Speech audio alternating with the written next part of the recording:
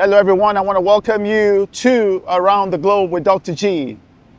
We are continuing our series, Africa Arising, Part 2. We are in Dakar, Senegal.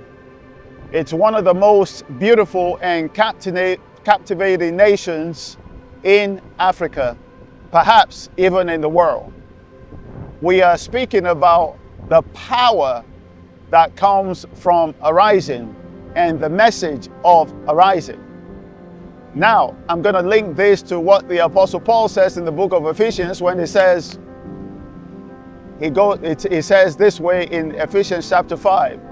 It says, awake you who sleep, awake you who sleep, and Christ will give you the light. Awake you who sleep.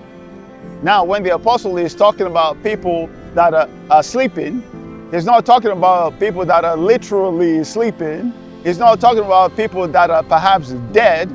He's talking about people that are asleep in regards to certain things. Now, these same people may be awake when it comes to certain parts of their life. They may be awake in regards to pursuing perhaps a business. They may be awake as far as, pursuing an athletic career or whatever other kind of career. They may be awake to those things. However, that doesn't mean that they are awake in their consciousness. It doesn't mean that they are awake spiritually. So you can be awake to certain things and asleep completely to other things. This kind of reminds me of what happened to in the book of Luke. The story is about the rich man and Lazarus. Now, the rich man was awake. He was awake to the pleasures of life. He was awake to the things that made him happy. He always had a feast. He always dressed nice. He was awake to all those kinds of things. However, here's where he was asleep. Every day, the Bible says that there was a man that was literally at his doorstep. This man was poor. He was in a bad condition. This man's name was Lazarus. He was at his doorstep. And Lazarus could hardly put a penny together. In fact, he would pray that the crumbs from the master's table will fall down where he was so he could have something to eat. Day in, day out, the rich man passed Lazarus. And so the rich man was completely asleep to the suffering of the man that was laid out on the street. He was completely unaware of what was happening to this poor man Lazarus. Again, as I said, sometimes we can be awake to certain things, but deep in our spirit, we are poor and we are asleep to other things. So when the apostle said to us in the book of Ephesians chapter 5, awake ye who sleep, he's not saying that in every area of our lives we're asleep.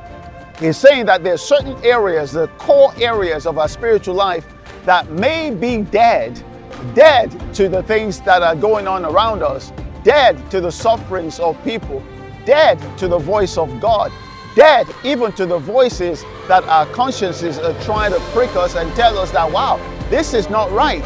But again, like I said, we may be completely dead to those things, but awake to other things.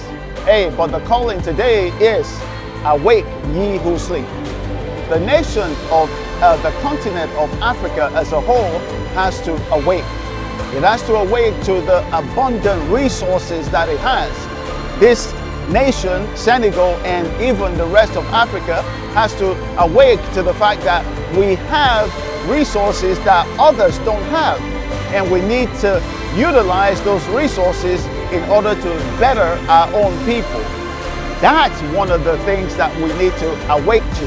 That we may be awake to corruption. We may be awake to trying to people exploiting other people. We may be awake to those things. But we are called to be awake to the deeper things in life.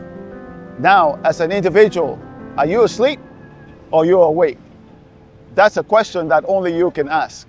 Hey, we are around the globe with Dr. G in the beautiful, captivating nation of Senegal.